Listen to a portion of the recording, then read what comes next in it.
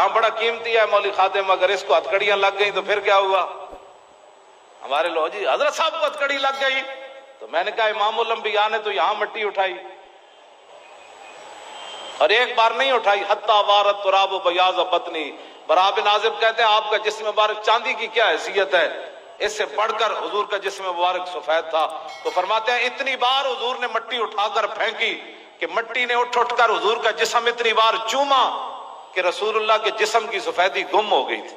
ये नहीं कि बरकत के लिए हुजूर ने इतनी सारी मट्टी उठाकर ऐसे की है, हुजूर मट्टी यहां उठाकर ले जा रहे थे।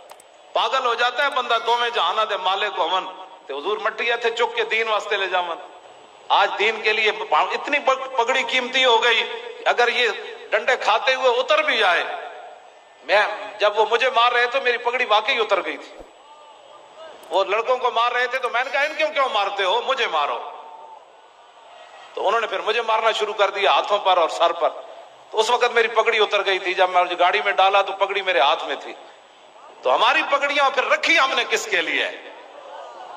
उसी दिन तो पगड़ी का मजा आया बांधने का कि जब हुजूर के नाम पर डंडे खाते हुए ये उतर गई, तो फिर क्या करना है इस पगड़ी को, और क्या करना है?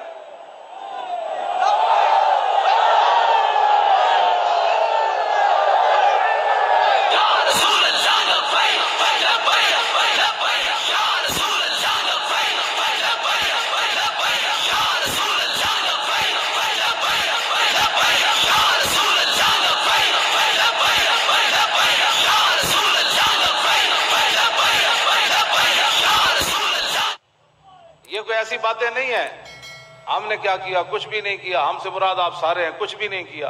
दांत तो मेरे नहीं टूटे, अगर ये टूट जाते तो फिर ये भी सलामत है और ये भी हुजूर के लिए रखे हुए हैं। मैं इनकी सफाई इसी नीयत से करता हूं, कभी मौका आया तो ये भी पेश कर देंगे।